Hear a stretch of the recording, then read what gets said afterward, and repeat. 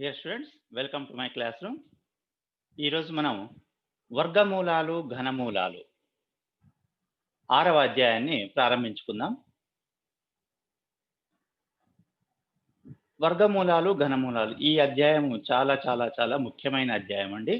ఎందుకంటే పై తరగతుల్లో మనం వర్గమూలాలు ఘనమూలాలు కనుక్కోవడం అనేది చాలా సార్లు సంభవిస్తుంటుంది. కాబట్టి ఈ అధ్యాయం పైన పట్టు సాధించడం చాలా తప్పనిసరి. కాబట్టి ఈ అధ్యాయాన్ని జాగ్రత్తగా నేర్చుకోవడానికి ప్రయత్నించండి. సో ముందుగా ఒక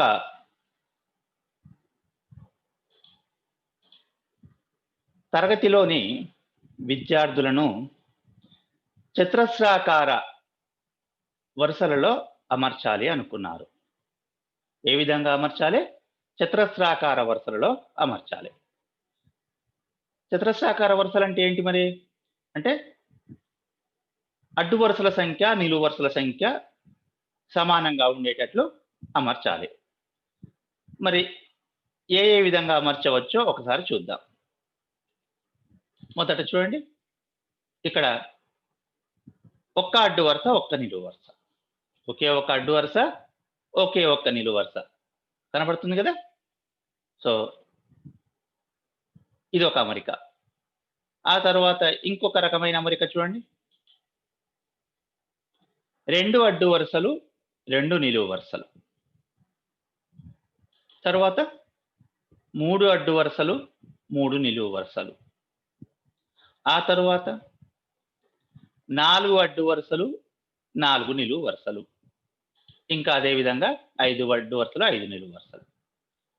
మరి ఈ విధంగా విద్యార్థులను చతురస్రాకార వరుసలలో అమర్చినప్పుడు అందులోని విద్యార్థుల సంఖ్య ఏ విధంగా ఉంటుందో చూద్దామా. చూడండి, ముందు మొదటి పటం తీసుకున్నట్లయితే ఏ విధంగా ఉంది? ఒకే అడ్డు వరుస ఒకే నిలువు వరుస. అంటే ఎంతమంది విద్యార్థులు వస్తుందో చూడండి, 1 ఇంటూ 1 అంటే 1 స్క్వేర్ కదా. వర్గాన్ని మనం స్క్వేర్ చేత సూచిస్తామని తెలుసు. మనం ఘాతము 2 ఉంటే వర్గము అంటాం. 1 యొక్క వర్గము ఎంత? 1. మరి ఇప్పుడు రెండు అడ్డు వరుసలు రెండు నిలువు వరుసల్లో ఉన్న విద్యార్థులు ఎంతమందో చూద్దాం. 2 ఇంటూ 2 అడ్డు వరుసలు 2 నిలువు వరుసలు, కాబట్టి 2 ఇంటూ 2 నలుగురు విద్యార్థులు అవుతున్నారు. అంటే 2 స్క్వేర్ ఈజ్ ఈక్వల్ 4. అదేవిధంగా 3 ఇంటూ 3, ఇక్కడ 9 విద్యార్థులు ఉన్నారు. 4 ఇంటూ 4 అంటే 4 స్క్వేర్ 16 మంది విద్యార్థులు. 5 ఇంటూ 5 5 స్క్వేర్ 25 మంది విద్యార్థులు. అంటే ఇక్కడ మనం గమనించేది ఏంటంటే చతురస్రాకార వరుసల్లో అమర్చడానికి వీలవుతున్న విద్యార్థుల సంఖ్య ఎంతెంత ఉంది గమనించండి. 1, 4, 9, 16, 25. ఈ విధంగా చతురస్రాకార వరుసల్లో అమర్చగలిగే విద్యార్థుల సంఖ్యలు ఉన్నాయి. ఈ సంఖ్యలు ఏ విధంగా రాయబడుతున్నాయి? వేరొక పూర్ణ సంఖ్య యొక్క వర్గంగా రాయబడుతున్నాయి. 1ని 1 స్క్వేర్ గాను, 4ని 2 స్క్వేర్ గాను, 9ని 3 స్క్వేర్ గాను ఈ విధంగా రాయబడుతున్నాయి. అంటే ఇవి ఒక ప్రత్యేక రకమైన సంఖ్యలు అని మనకు అర్థమవుతుంది. 1, 4, 9, 16, 25. ఈ విధంగా ఒక పూర్ణ సంఖ్యను వేరొక పూర్ణ సంఖ్య వర్గంగా రాయగలిగే సంఖ్యలను ఏమంటాం మనం చూద్దామా. సో ఈ విధంగా ఒక పూర్ణ సంఖ్య m ను మరొక పూర్ణ సంఖ్య n యొక్క వర్గంగా రాయగలిగితే, అంటే m is equal to n square గా రాయగలిగితే m ను వర్గ సంఖ్య అని, n యొక్క వర్గం m అని అంటాం. ఇప్పుడు చూడండి, 1ని 1 స్క్వేర్గా రాయగలిగాం, 4ని 2 స్క్వేర్గా రాయగలిగాం, 9ని 3 స్క్వేర్గా రాయగలిగాం. ఈ విధంగా కొన్ని పూర్ణ సంఖ్యల్ని వేరొక పూర్ణ సంఖ్యల యొక్క వర్గాలుగా రాస్తున్నప్పుడు ఈ వర్గాలుగా రాయగలిగే ఈ పూర్ణ సంఖ్యల్ని మనం ఏమంటాం? వర్గ సంఖ్య అంటాము. సో ఆ విధంగా ఇక్కడ ఏమవుతాయి మనకు?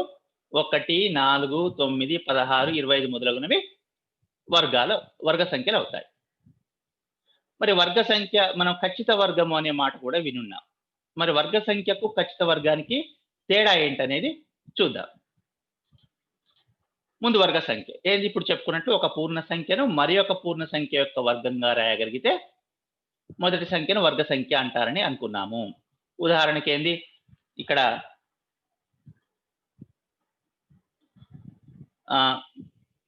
16ని ఏం రాస్తున్నాం మనం? 9 స్క్వేర్‌గా 4 స్క్వేర్‌గా రాయగలుగుతున్నాం. కాబట్టి 16 అనేది వర్గ సంఖ్య. అట్లాగే 49ని చెప్పండి దేని యొక్క వర్గంగా రాయగలుగుతాం? 7 యొక్క వర్గంగా రాయగలుగుతాం. ఎందుకంటే 7 ఇంటూ 7 కాబట్టి. కాబట్టి 49 కూడా వర్గ సంఖ్య. మరి అన్ని సంఖ్యలు వర్గ సంఖ్యలు అవుతాయా? ఇప్పుడు ఫర్ ఎగ్జాంపుల్ 18 ఉంది. ఈ 18ని ఏ సంఖ్య యొక్క వర్గంగా అంటే ఏ 2 సమాన సంఖ్యల్ని గుణించినా 18 ఏ 2 సమాన పూర్ణ సంఖ్యల్ని గుణించినా 18 రాదు. కాబట్టి 18 అనేది వర్గ సంఖ్య కాదు. సరే. ఇప్పుడు ఇంకొకటి చూద్దాం. ఖచ్చిత వర్గం లేదా పరిపూర్ణ వర్గం అంటే ఏందో చూద్దాం. ఖచ్చిత వర్గం లేదా పరిపూర్ణ వర్గం అంటే ఒక అకరణీయ సంఖ్యను మరొక అకరణీయ సంఖ్య వర్గంగా రాయగలిగితే మొదటి సంఖ్యను ఖచ్చిత వర్గము లేదా పరిపూర్ణ వర్గం అంటాం. ఇప్పుడు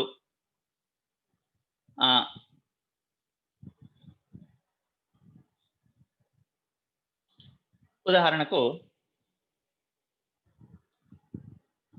1.2ని వర్గం చేస్తే ఏమవుతుంది? 1.44 అవుతుంది. 1.2ని 2 సార్లు గుణిస్తే 1.44 వస్తుంది. కాబట్టి 1.44ను ఇక్కడ 1.2 యొక్క వర్గంగా రాయగలిగినాం కాబట్టి 1.44 అనేది ఖచ్చిత వర్గం అవుతుంది. అయితే ఇక్కడ 1.44 అనేది అకరణీయ సంఖ్య కదా? కాబట్టి ఇప్పుడు ఇది ఖచ్చిత వర్గం అవుతుంది. మరి ఇక్కడ 49 కూడా ఖచ్చిత వర్గం అవుతుందా? 49 కూడా అకరణీయ సంఖ్య అవుతుంది కదా? కాబట్టి 49 కూడా ఖచ్చిత వర్గం అవుతుంది. అంటే ఇక్కడ నేను చెప్పేది ఏంటంటే అకరణీయ సంఖ్యలను ఖచ్చితంగా వర్గంగా రాయగలిగినప్పుడు వాటిని కేవలం ఖచ్చిత వర్గం అని మాత్రమే అంటాం, కానీ వర్గ సంఖ్యలని మాత్రం అనము. వర్గ సంఖ్యలంటే పూర్ణ సంఖ్యలు అయి ఉండాలి. అదే ఖచ్చిత వర్గం అంటే ఏంటి? పూర్ణ సంఖ్యలైనా పర్లేదు, అకరణీయ సంఖ్యలైనా పర్లేదు. ఒక విధంగా చెప్పాలంటే పూర్ణ సంఖ్యలు అకరణీయ సంఖ్యలే. కాబట్టి మనం ఏ విధంగా చెప్పొచ్చు అంటే చూడండి,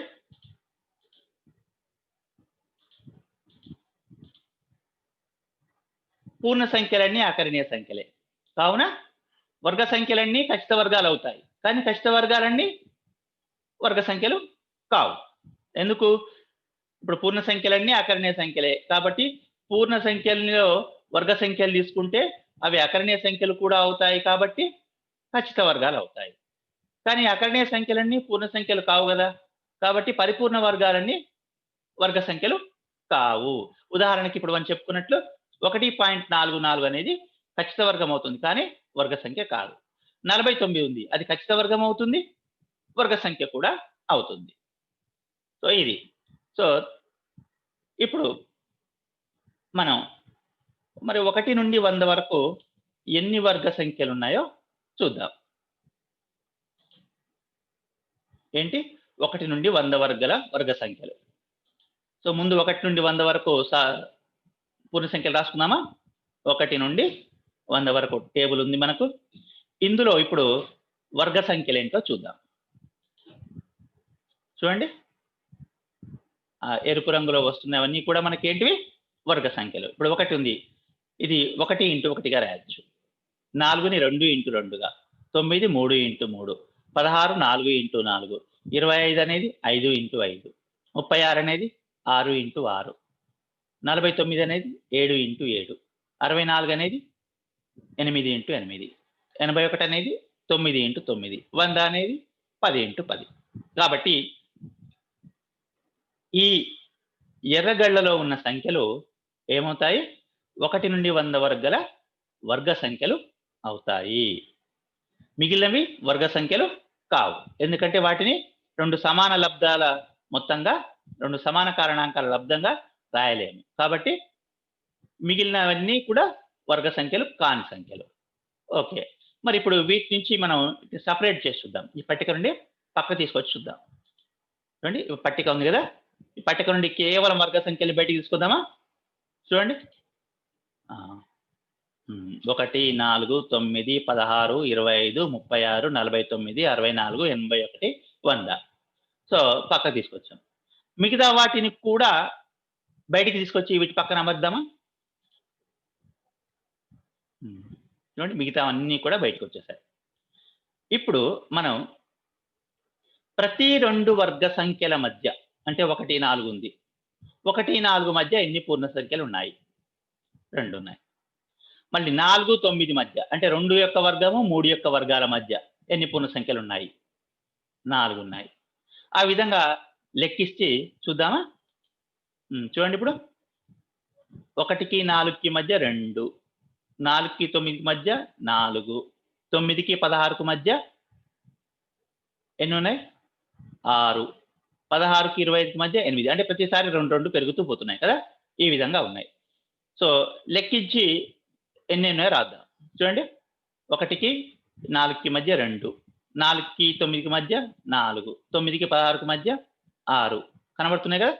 సో ఇప్పుడు మనం దీన్ని మనం వాక్యాల రూపంలో రాస్తే ఏ విధంగా వస్తుంది చూడండి. 1 స్క్వేర్ మరియు 2 స్క్వేర్ మధ్య గల పూర్ణ సంఖ్యల సంఖ్య 2 కదా.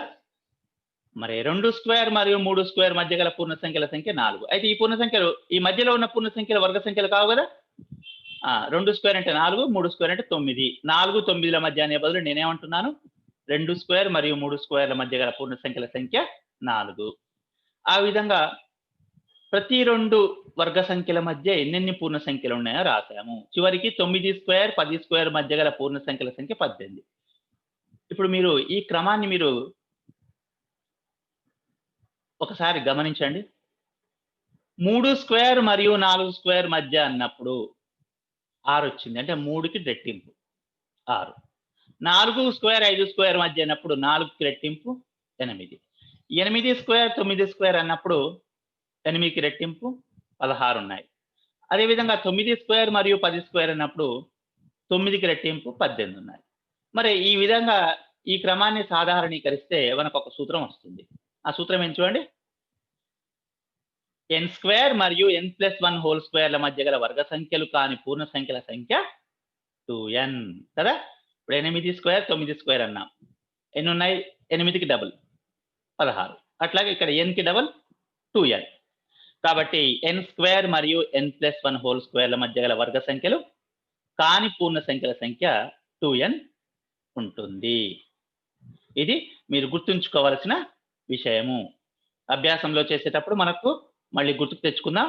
అక్కడ మనకు దాని యొక్క సమస్యలు ఉన్నాయి కాబట్టి సాధించవలసి ఉంటుంది. ఇక తదుపరి 1 నుంచి 30 వరకు గల సహజ సంఖ్యల వర్గాల పట్టిక చూద్దాం. పూర్ణ సంఖ్యలు 1 square 1, 2 square 4, 3 square 9, 4 square 16, 5 square 25 కదా. ఇప్పుడు ఇది 1 నుండి 30 వరకు వర్గాలు ఉన్నాయి. ఉదాహరణ 17 స్క్వేర్ అంటే 17 × 17 289. 25 స్క్వేర్ అంటే 25 × 25 625. ఈ విధంగా ఇవన్నీ కూడా మీరు గుర్తుంచుకుంటే మీరు కొన్ని సమస్యలను చాలా సులభంగా చేయగలుగుతారు. కాబట్టి ఇవి గుర్తు పెట్టుకోవడం, ఒకవేళ గుర్తు లేకున్నా మనం కనుక్కోవచ్చు ఎప్పటికప్పుడు. అయినా కూడా గుర్తుంచుకోవడం వల్ల సమస్యల్ని సులభంగా సాధించుకునే అవకాశం ఉంటుంది.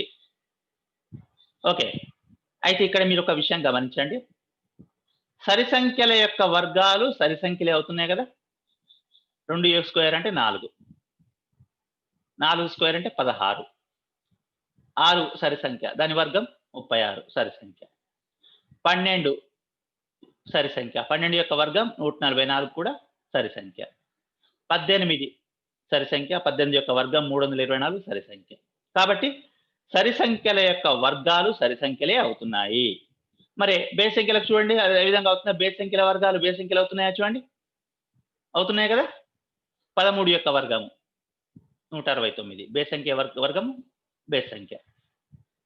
25 స్క్వేర్ 25 బేస్ సంఖ్య, దాని యొక్క వర్గం 625 కూడా బేస్ సంఖ్య. సో ఈ పట్టిక నుంచి మనం ఒక సాధారణీకరించదగ్గ విషయం ఏంటంటే సరి సంఖ్యల యొక్క వర్గాలు సరి సంఖ్యలు అవుతాయి మరియు బేస్ సంఖ్యల యొక్క వర్గాలు బేస్ సంఖ్యలు అవుతాయి. ఓకే, ఇంకా మనం ఇంకొక విషయాన్ని కూడా గమనించవచ్చు. చూడండి, 1 స్క్వేర్ 1 అయింది, 11 స్క్వేర్ 121 అయింది, 21 స్క్వేర్ 441 అయింది. అంటే ఒకట్ల స్థానంలో 1 ఉండే సంఖ్యల వర్గాలలో అన్నిట్లో కూడా మళ్ళీ ఒకట్ల స్థానంలో 1 ఉంటుంది కదా. అదే విధంగా ఈ రెండో వరుసను గమనిస్తే, రెండో అడ్డు వరుసను గమనిస్తే ఒకట్ల స్థానంలో 2 ఉండే సంఖ్యల యొక్క వర్గాల యొక్క ఒకట్ల స్థానంలో కూడా అన్నిటికీ 4 ఉంటుంది. ఒకట్ల స్థానంలో 3 ఉండే సంఖ్యల యొక్క వర్గాల యొక్క ఒకట్ల స్థానంలో 9 ఉంటుంది. అంటే సింపుల్ గా మనం గుర్తుంచుకోవాలంటే ఆ చివరి సంఖ్యను వర్గం చేయండి, వర్గం చేస్తే అందులో మళ్ళీ ఒకట్ల స్థానంలో ఏమొస్తుందో మనకు తెలిసిపోతుంది కదా. సో ఈ విధంగా ఇప్పుడు చూడండి, ఈ ఒకట్ల స్థానంలో ఏమొస్తున్నాయి, 1, 4, 9, 6, 5 ఉంటున్నాయి కదా. ఏ సంఖ్య యొక్క ఒకట్ల స్థానంలో అయినా, ఏ వర్గ సంఖ్య యొక్క ఒకట్ల స్థానంలో అయినా 1, 4, 5, 6, 9 ఉంటున్నాయి. కాబట్టి మనం చెప్పగలిగేది ఏంటిది, ఏ వర్గ సంఖ్యకైనా ఒకట్ల స్థానంలో 1, 4, 5, 6, 9లలో ఏదో ఒక అంకె ఉంటుంది. అది వర్గ సంఖ్య అయితే. ఒకవేళ 0 ఉంటే 10ల స్థానంలో కూడా 0 ఉండాలి. చూడండి, 21 వర్గం ఎంత 400. ఒకట్ల స్థానంలో 0 ఉంది, 10ల స్థానంలో ఉంది. 31 వర్గం 900.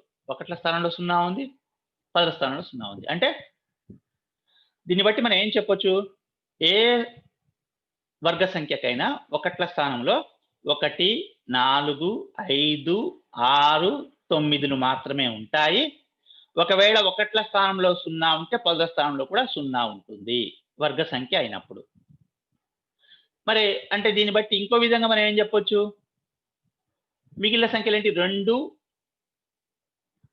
3, 7, 8. ఈ 2, 3, 7, 8లతోటి ఏ వర్గ సంఖ్యలు కూడా ఇక్కడ అంతం కాలేదు. చూడండి, అంటే ఏ సంఖ్య యొక్క ఒకట్ల స్థానంలో కూడా 2, 3, 7, 8లు లేవు. అంటే దీన్ని బట్టి మనం చూడగానే చెప్పగలిగే విషయం ఏంటి అంటే, అది చివరికి 2, 3, 7, 8లో ఏ ఒక్క అంకె ఉన్నా ఒకట్ల స్థానంలో అది వర్గ సంఖ్య కాదు అని మనం ఈజీగా చెప్పేయచ్చు కదా. సో అది మనం గమనించే అంశాలు చూడండి. ఇప్పుడు ఏ పరిపూర్ణ వర్గ సంఖ్య యొక్క ఒకట్ల స్థానంలో అయినా 1, 4, 5, 6, 9లు మాత్రమే ఉంటాయి. ఒకవేళ ఒకట్ల స్థానంలో 0 ఉంటే 10ల స్థానంలో కూడా 0 మాత్రమే ఉంటుంది కదా. గమనిస్తున్నాం మనం ఇక్కడ. అదే విధంగా ఇంకో విషయం ఏంది, ఏ పరిపూర్ణ వర్గ సంఖ్య యొక్క ఒకట్ల స్థానంలో కూడా 2, 3, 7 మరియు 8లు ఉండే అవకాశం లేదు. ఈ విషయాలు మనం గుర్తుంచుకుంటే కొన్ని అభ్యాసాల్లోని సమస్యలు సులభంగా సాధించుకోవచ్చు. ఇప్పుడు ఇంకొక విచిత్రమైన క్రమం చూద్దాం మనం. చూడండి, ఇక్కడ ఒక చదరం వచ్చింది, ఒక చతురస్రం. ఇప్పుడు ఈ 1ని 1 స్క్వేర్గా రాసుకోవచ్చు. నెక్స్ట్ దీనికి ఇంకొక 3 కలుపుదాం. 1కి 3 కలిపితే 4. ఇది దేనికి సమానం, 2 స్క్వేర్కి సమానం. ఫస్ట్ 1 ఉంది, తర్వాత 3 కలిపాం, ఇప్పుడు 5 కలుపుదాం. ఆ 5 కలిపితే 9 అయింది. ఇది 3 స్క్వేర్కి సమానం కదా. ఇప్పుడు 7 కలుపుదాం, ఎంత అయింది, 16. మొత్తం 16 అయినాయి. అంటే అది దేనికి సమానం, 4 స్క్వేర్కి సమానం. ఇంకోటి చూద్దాం, ఇంకొక 9 కలుపుదాం. అంటే నేను బేస్ సంఖ్యలో కలుపుకుంటూ వస్తున్నాను. ఫస్ట్ 1 తీసుకున్నాను, తర్వాత ఒక 3 కలిపాను, తర్వాత 5 కలిపాను, తర్వాత 7 కలిపాను, మళ్ళీ 9 కలిపాను. ఇప్పుడు 9 కలిపినప్పుడు మొత్తం 25 అయ్యాయి. ఇది 5 యొక్క వర్గం. ఇంకొకటి చూద్దాం. ఇప్పుడు 11 కలిపాను. 36 అయ్యాయి. ఇది 6 యొక్క వర్గం. ఇప్పుడు 13 కలిపాను. 49 అయ్యాయి మొత్తం. ఇది 7 యొక్క వర్గం. అంటే ఈ క్రమాలను మనం గమనిస్తుంటే మనకేం తెలుస్తుంది? 1 + 3 2 స్క్వేర్. 1 + 3 + 5 3 స్క్వేర్. 1 + 3 + 5 + 7 4 స్క్వేర్. అంటే 4 వరుస బేస్ సంఖ్యలను కూడితే 4 స్క్వేర్ అయింది. 5 వరుస బేస్ సంఖ్యలను కూడితే మొదటి వరుస బేస్ సంఖ్యలు 5 మొదటి వరుస బేస్ సంఖ్యలను కూడితే 5 స్క్వేర్ అయింది. 6 మొదటి వరుస బేస్ సంఖ్యలను కూడితే 6 స్క్వేర్ అయింది. 7 మొదటి వరుస బేస్ సంఖ్యలను కూడితే 7 స్క్వేర్ అయింది. సో మనం దీని నుంచి మనం ఒక సూత్రాన్ని ఏం తయారు చేసుకోవచ్చు అంటే ఎన్ని బేస్ సంఖ్యలని వరుసగా మొదటి ఎన్ని బేస్ సంఖ్యలను కూడితే ఆ సంఖ్య యొక్క వర్గం వస్తుంది. కాబట్టి చూడండి మనం గమనించదగ్గ విషయం మొదటి n బేసి సహజ సంఖ్యల మొత్తం n స్క్వేర్. అంటే బేస్ సంఖ్యలు వరుసగా ఒక 15 ఇచ్చాడనుకోండి, మొదటి 15 బేస్ సంఖ్యలు ఇచ్చాడనుకోండి, అది 15 స్క్వేర్ అవుతుంది. ఆ విధంగా సో గుర్తుంచుకోవాల్సిన అవసరం ఏంది, మొదటి n బేస్ సహజ సంఖ్యల మొత్తం n స్క్వేర్. సో ఇది వర్గమూలాలు ఘనమూలాలను కొన్ని ముఖ్య అంశాలు. ఇప్పుడు ఇప్పటి వరకు నేర్చుకున్న ముఖ్య అంశాల నుండి మనం మొదటి అభ్యాసాన్ని సాధిద్దాం. ఓకే, చాలా ఇంట్రెస్టింగ్ గా ఉంటుంది ఈ అధ్యాయం. జాగ్రత్తగా వింటే చాలా ఈజీగా నేర్చుకోవచ్చు. నేర్చుకున్న దాన్ని తర్వాత తరగతిలో కూడా సులభంగా మనం అన్వయించుకోవచ్చు. చూద్దాం. మొదటి అభ్యాసం 6.1లో మొదటి సమస్య. క్రింది సంఖ్యల వర్గాలలో ఒకట్ల స్థానంలోని అంకెలు ఏవి?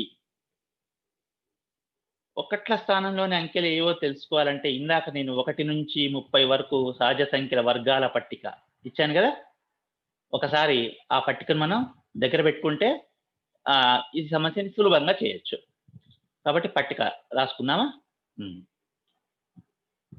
సో పట్టిక వచ్చింది. కాబట్టి ఇప్పుడు మొదటి లెక్క చూద్దాం. 39 యొక్క వర్గంలో ఒకట్ల స్థానంలో ఏ అంకెలు ఉంటుంది? అంటే చివరికి ఒకట్ల స్థానంలో 9 ఉండే సంఖ్యలకు వర్గం చేసినప్పుడు ఏమొస్తుంది? 1 వస్తుంది కదా. 9 స్క్వేర్కి 1 వచ్చింది. 19 స్క్వేర్కి కూడా ఒకట్ల స్థానంలో 1 వచ్చింది. 29 స్క్వేర్ కూడా ఒకట్ల స్థానంలో 1 వచ్చింది. కాబట్టి అదే విధంగా 39 యొక్క స్క్వేర్ కూడా ఒకట్ల స్థానంలో 1 వస్తుంది. కాబట్టి దీని యొక్క జవాబు ఏంది? 39 యొక్క వర్గంలో ఒకట్ల స్థానంలో అంకె 1. రెండవది 297.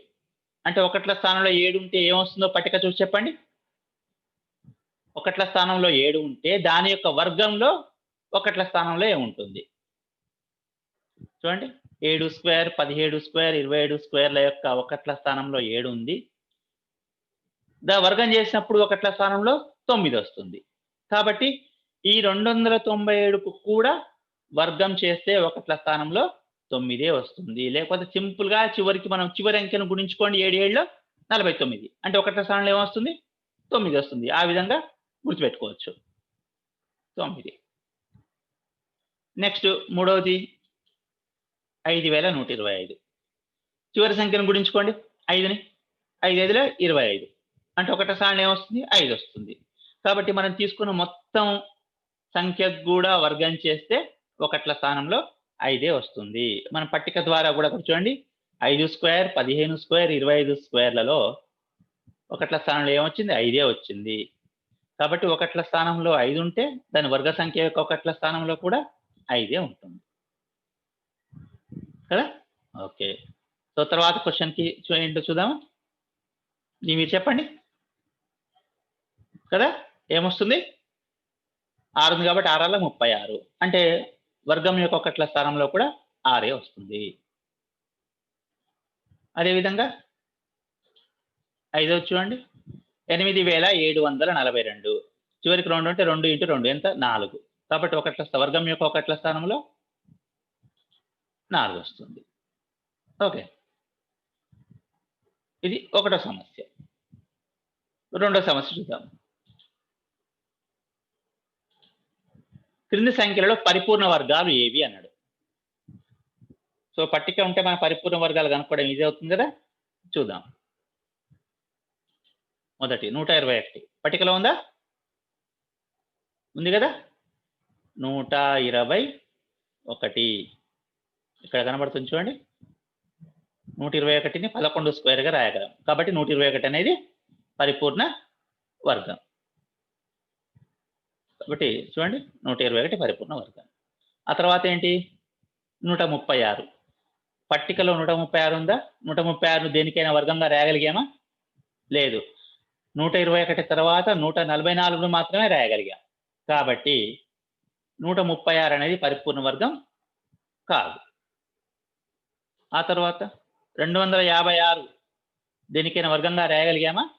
చూడండి ఇక్కడ 16 స్క్వేర్గా రాయగలిగాం. కాబట్టి 256 ఒక పరిపూర్ణ వర్గం అవుతుంది. ఆ తర్వాతది 321 ఉందా? చూడండి 321 దేని యొక్క వర్గంగా ఆయన రాయగలిగామా? లేదు. కాబట్టి ఇది పరిపూర్ణ వర్గం కాదు. అదేవిధంగా చూడండి 600 మరి 600 అనేది పరిపూర్ణ వర్గం అవుతుందా? చూడండి 400 తర్వాత వచ్చిన చివరికి 2 సున్నాలు ఉండే పరిపూర్ణ వర్గం 900 కాబట్టి 600 పరిపూర్ణ వర్గం కాదు. సులభంగా అయిపోయింది ఈ బిట్ కూడా మనకు. ఇప్పుడు మూడో సమస్యను చూద్దాం. క్రింది సంఖ్యలు పరిపూర్ణ వర్గాలు కావు, కారణాలు తెలపండి అన్నాడు. ముందు పరిపూర్ణ వర్గాలు ఎప్పుడైతే ఎప్పుడు కావనేది మనం ఇంతకు ముందే ఒక విషయం చెప్పుకున్నాం. ఏంది? ఒకట్ల స్థానంలో 1, 4, 5, 6, 9 ఇవి ఉంటే పరిపూర్ణ వర్గాలు అయ్యే అవకాశం ఉంటది. లేకపోతే ఉండదు. ఒకవేళ ఒకట్ల స్థానంలో 0 ఉంటే 10వ స్థానంలో కూడా 0 ఉండాలి. కాబట్టి ఎందుకు పరిపూర్ణ వర్గాలు కావో సులభంగా చెప్పొచ్చు మనం. చూడండి ముందు దానికి సంబంధించిన సూత్రం 2 కూడా వచ్చినాయి చూడండి. ఏ పరిపూర్ణ వర్గ సంఖ్య ఒకట్ల స్థానంలో అయినా 1, 4, 5, 6, 9 మాత్రమే ఉంటాయి. ఒకవేళ ఒకట్ల స్థానంలో 0 ఉంటే 10వ స్థానంలో కూడా 0 మాత్రమే ఉంటుంది.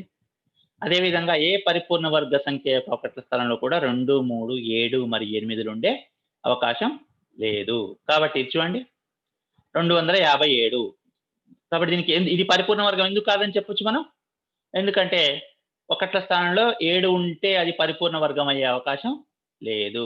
కాబట్టి జవాబు 257 యొక్క ఒకట్ల స్థానంలో 7 ఉన్నందున ఇది పరిపూర్ణ వర్గం కాదు. 7 ఉన్నా కాదు, 2 ఉన్నా కాదు, 3 ఉన్నా కాదు, 8 ఉన్నా కాదు, చివరికి 1 0 ఉన్నా కూడా కాదు. 2 ఉంది కాబట్టి కాదు. అట్లాగే 3 ఉంది కాబట్టి ఇది కూడా కాదు. 1 0నే ఉంది కాబట్టి ఇక్కడ ఏం రాయాలి మనం? ఒకట్ల స్థానంలో మాత్రమే 0 ఉండి 10వ స్థానంలో 0 లేనందున ఇది పరిపూర్ణ వర్గం కాదు. అట్లా ఇంకొకటి 8 ఉన్నా కూడా అది పరిపూర్ణ వర్గం కాదు. సో 2, 3, 7, 8 ఉన్నా లేకపోతే చివరికి 1 0 మాత్రమే ఉన్నా అది పరిపూర్ణ వర్గం అయ్యే అవకాశం లేదు. ఇంకా నెక్స్ట్ సమస్యకి వెళ్ళిపోదాం. క్రింది సంఖ్యల వర్గాలు సరి సంఖ్యల బేస్ సంఖ్యల అన్నాడు. మనం ఇందాక చెప్పుకున్నాం కదా, సరి సంఖ్యల యొక్క వర్గాలైతే సరి సంఖ్య అవుతుంది, బేస్ సంఖ్యల యొక్క వర్గాలైతే బేస్ సంఖ్యలు అవుతాయని కదా. సో చూడండి 431 ఇది బేస్ సంఖ్య కదా, చివరికి 1 ఉంది కాబట్టి బేస్ సంఖ్య. కాబట్టి దీని వర్గం కూడా బేస్ సంఖ్య. 431 బేస్ సంఖ్య అయినందున దాని వర్గం కూడా బేస్ సంఖ్య. అట్లాగే ఇది సరి సంఖ్య కదా 2826, ఇది సరి సంఖ్య కాబట్టి దీని వర్గం కూడా సరి సంఖ్య. ఇంకా 8204 ఇది సరి సంఖ్య కాబట్టి దీని వర్గం కూడా సరి సంఖ్య. ఓకే. ఇంకా 17779 ఇదేంటిది? చివరికి 9 ఉంది కాబట్టి బేస్ సంఖ్య కాబట్టి దీని వర్గం కూడా బేస్ సంఖ్య.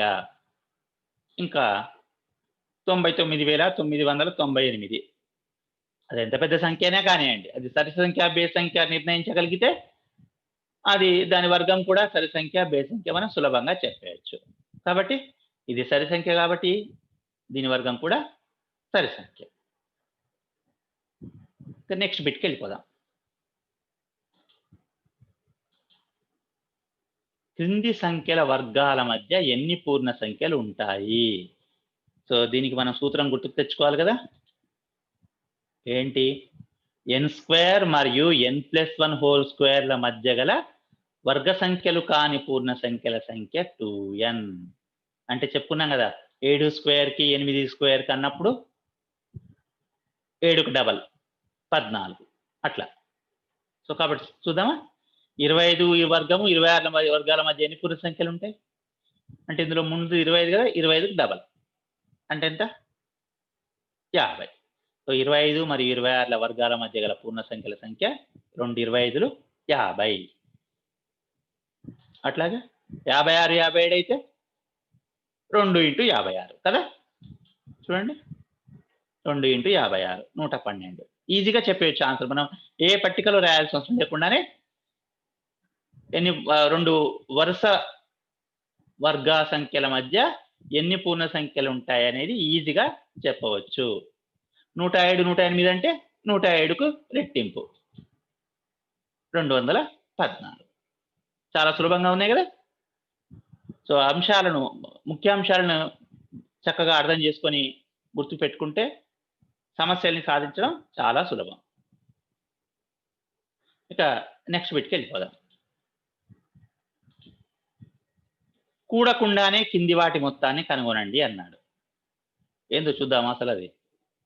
1 + 3 + 5 + 7 + 9 గుర్తుకు తెచ్చుకోండి.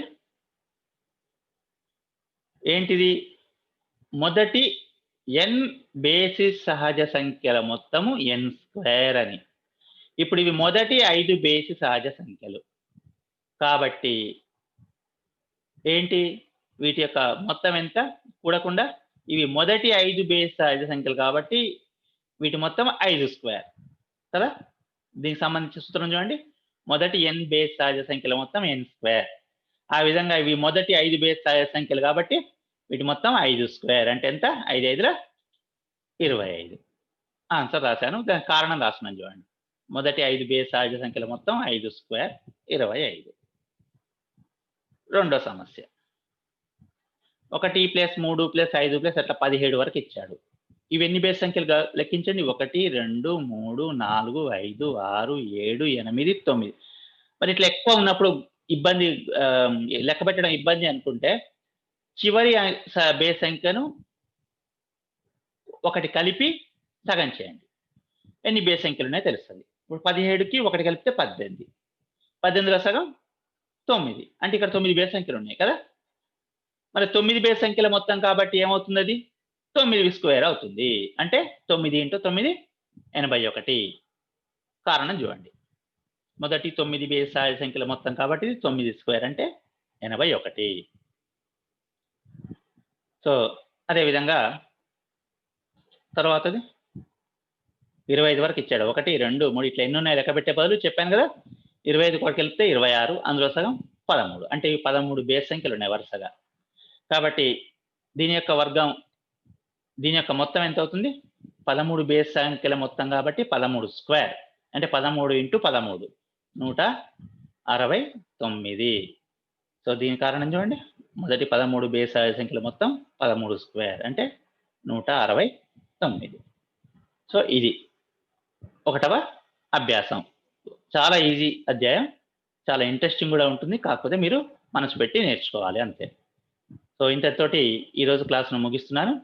నెక్స్ట్ ఆ తర్వాత క్లాస్లో మనం ఇంకా కొన్ని ముఖ్య అంశాలు మరియు రెండో అభ్యాసం సంబంధించిన సమస్యలు చూద్దాం. బాయ్, అంతవరకు సెలవు.